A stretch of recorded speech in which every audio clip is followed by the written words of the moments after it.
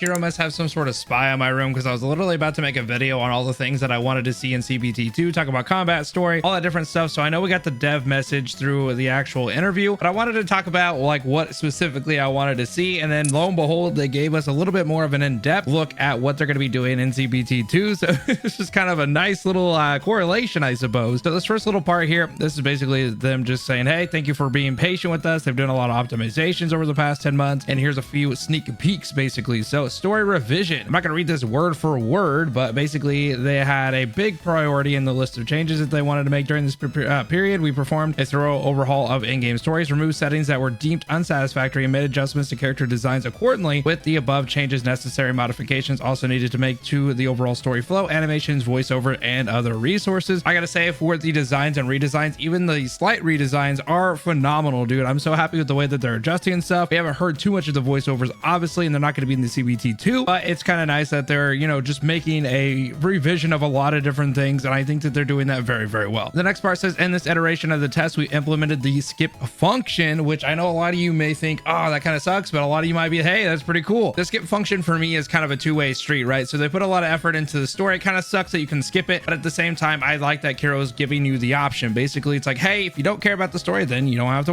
you don't have to worry about it, bro. You can do it, and you can just kind of go through it. I do hope that hopefully they give you some sort of way to maybe go back and watch it. Maybe you're just kind of going through stuff. Maybe you don't have a lot of time, and maybe you're able to go back once you're like, hey, wait, the story's actually pretty decent. I kind of want to see how it started.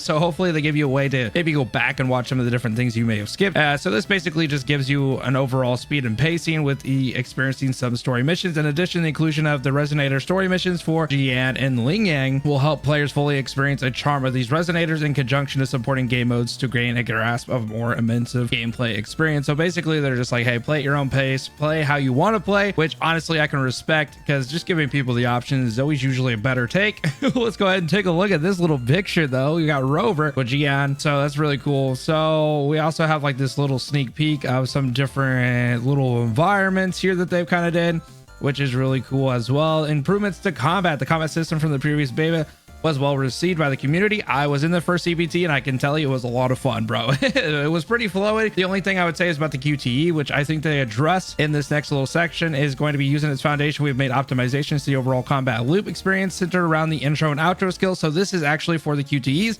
Whenever you bring somebody in and whenever you swap to somebody else, they just made that a little bit more smooth. They had detailed adjustments. We made aspects changes such as character, skill effects, general combat mechanics, screen shaking, camera lock on, etc. Echo skills will also be further improved. I like what they're doing with the echoes. They definitely seem way more engaging, and they definitely seem like they're more part of the combat. Like in the CBT 1, they kind of just came out and would do like one sweeping move, or maybe like a rush attack, and then they're off the screen and then you never see them again. So I always kept forgetting to use them because I felt like they weren't really doing anything. But from the little glimpses we've seen during the interview, it seems like they actually are able to parry. It seems like they're on the field a lot longer, and it just seems a lot more engaging to use these guys. Then it goes on to say echo skills boasting special utilities will serve as countermeasures during necessary combat situations.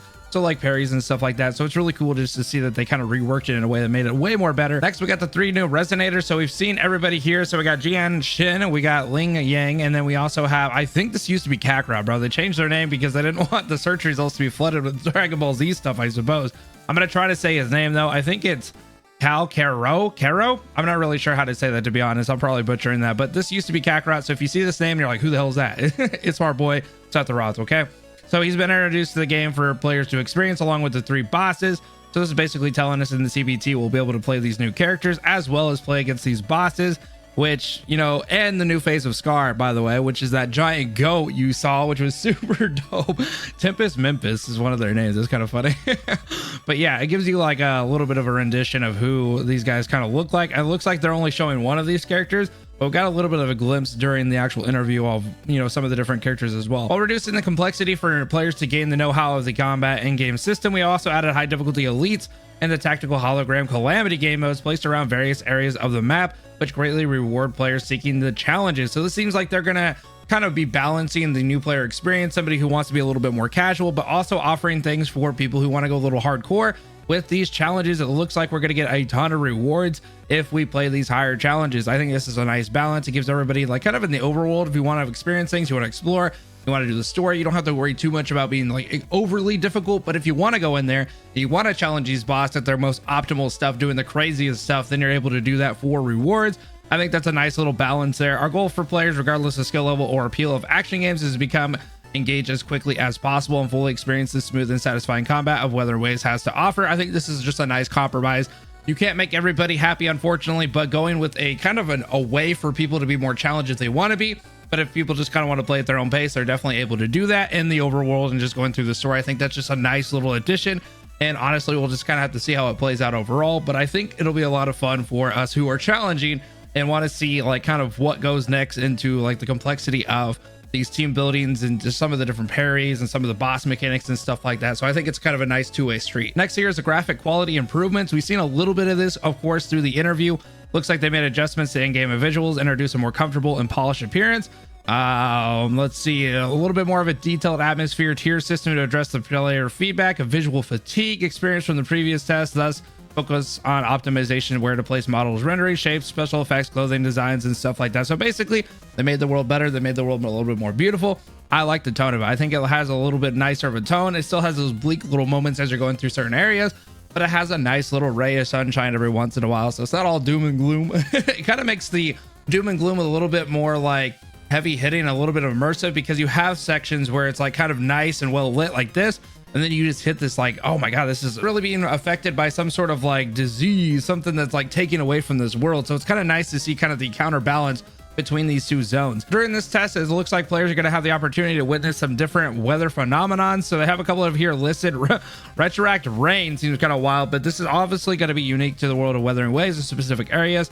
Designed sceneries have been placed by combining our concept designs, hoping to bring characters a different experience.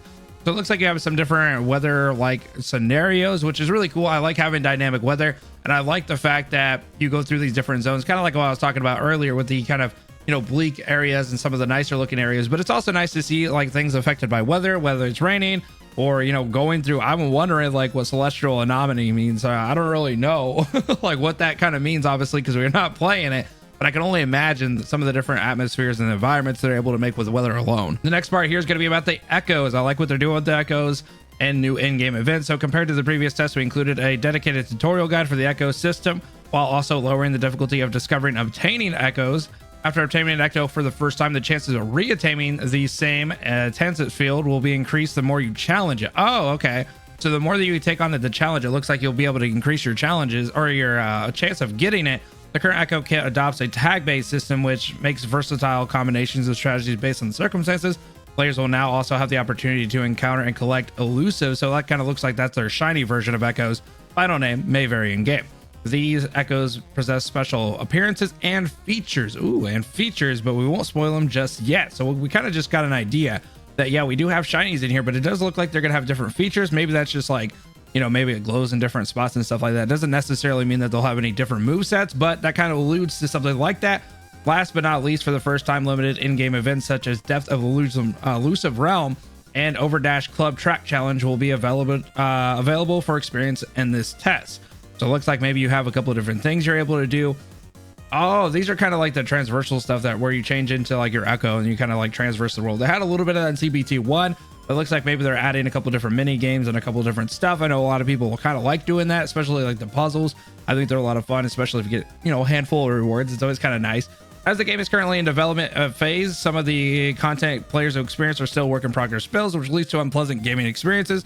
Players will find some voiceover content. Oh, you actually find some voiceover content for the characters and storylines absent within the game, but rest assured these contents are undergoing a rigorous development as we perform further improvements to the game. So we already knew that. We knew that they're going to have too much voice acting, if at all, in CBT 2. They've mentioned that a numerous amount of times, just letting people know.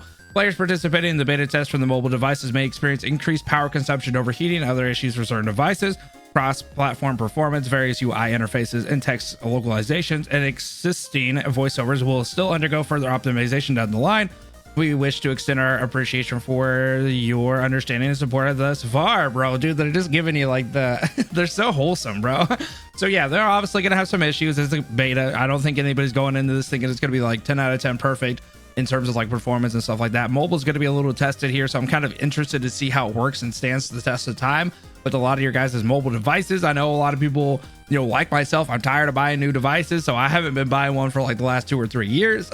So it's kind of nice to maybe go in here and see what it's all about.